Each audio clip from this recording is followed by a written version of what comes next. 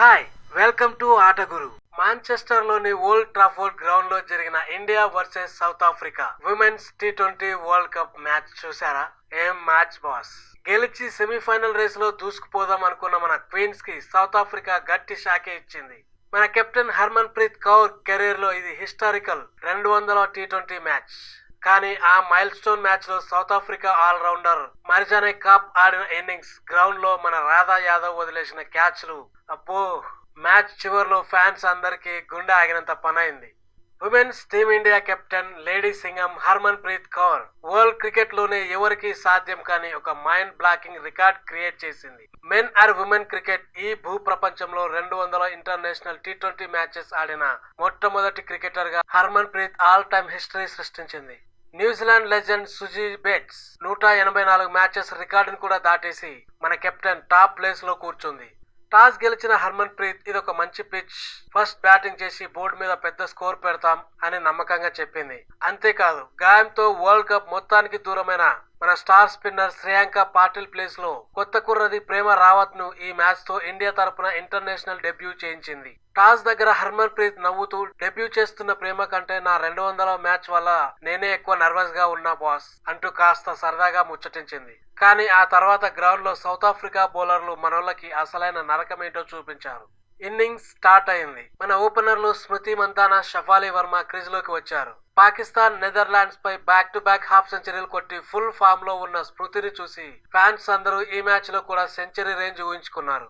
కానీ third over last ball దగ్గర South Africa killer all rounder Marizanne Kapp ఒక mind game ఆడింది. Round the wicket వచ్చి outside off stump వేసిన ball ను స్మృతి మందాన కాస్త వింతగా క్రీజ్ దాటి ఫైన్ లెగ్ మీదుగా ల్యాబ్ షాట్ కొట్టబోయింది. కానీ మరిజానే కాప్ వేసిన లెంగ్త్ ను స్మృతి పూర్తిగా మిస్ జడ్జ్ చేసింది. బాల్ కాస్త బ్యాట్ ను దాటేసి నేరుగా వెళ్లి మిడిల్ స్టంప్ ను ఎగరగొట్టింది. స్మృతి మంతాన ఒక్క క్షణం పాటు ఏం జరిగిందో తెలియక స్టంప్ల వైపు చూస్తూ షాక్ అయి నిలబడిపోయింది. కానీ ఇక్కడ అసలైన విజువల్ ఏంటంటే, వికెట్ పడగానే మరిజానే కాప్ సింహంలా గర్జిస్తూ మొహం ముందే గట్టిగా అరుస్తూ ఒక ఊరమాస్ యాంగ్రీ సెండ్ ఆఫ్ ఇచ్చింది. స్మృతి మంతాన 17 రన్స్ కే పెవిలియన్ కి చేరింది. ఆ తర్వాత షఫాలి వర్మ 15 బాల్స్ లోనే 31 రన్స్ కొట్టి జోష్ తెచ్చిన షబ్నిమ్ ఇస్మాయిల్ వేసిన షార్ట్ బాల్ కి క్యాచ్ ఇచ్చి అవుట్ అయిపోయింది. దాంతో పవర్ ప్లే ముగిసేసరికి ఇండియా 59 రన్స్ కి 2 వికెట్లు కోల్పోయి కష్టాల్లో పడిపోయింది.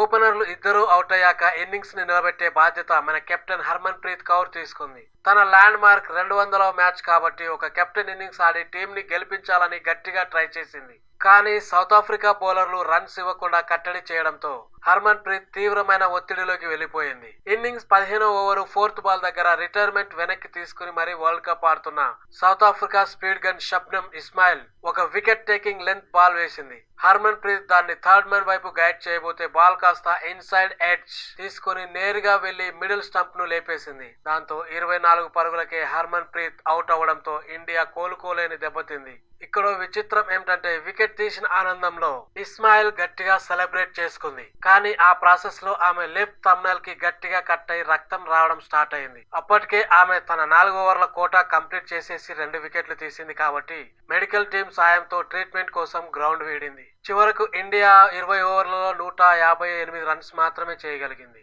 ఇక 159 రన్స్ డిఫెండ్ చేయడానికి దిగిన మన ఇండియాకి స్టార్టింగ్ లోనే శ్రీచరణి 2 వికెట్లు తీసి ఆఫ్రికాని 25 రన్స్ కే కట్టడి చేసి సూపర్ బ్రేక్ ఇచ్చింది. కానీ ఆ తర్వాతే మన ఫీల్డింగ్ లో అసలైన కామెడీ ట్రాజెడీ స్టార్ట్ అయ్యాయి. Africa main bowler all rounder Marizanne Kapp batting కి వచ్చింది. మనోళ్ళు ఆమెను అవుట్ చేయడానికి ప్లాన్ల మీద ప్లాన్లు వేస్తుంటే, గ్రౌండ్ లో ఉన్న మన రాధా యాదవ్ మాత్రం నిన్న క్యాచ్లు పట్టడం ఎలా అనే విషయాన్ని పూర్తిగా మర్చిపోయినట్టు ప్రవర్తించింది.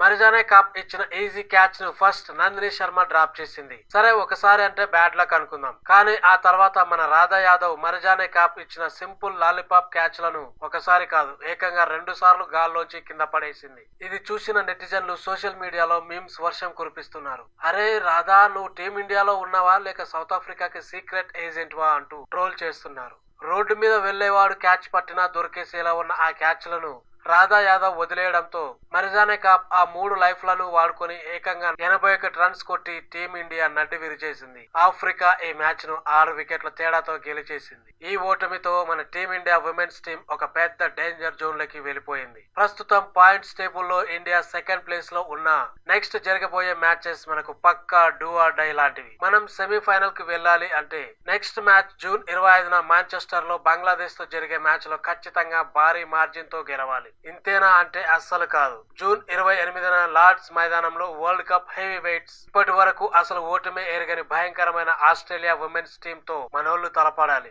ఆస్ట్రేలియాని గెలవడం అంటే అంత ఈజీ కాదు. ఒకవేళ మనం ఆస్ట్రేలియా చేతిలో ఓడిపోతే మన వరల్డ్ కప్ ప్రయాణం ఇక్కడితో ప్యాకప్ అయిపోయినట్టే. మరిజానే కాప్ కు మనం ఇచ్చిన ఆ 3 క్యాచ్ డ్రాప్స్ ఇప్పుడు మన సెమీఫైనల్ బెర్త్ కే ఎసరు పెట్టేలా ఉన్నాయి.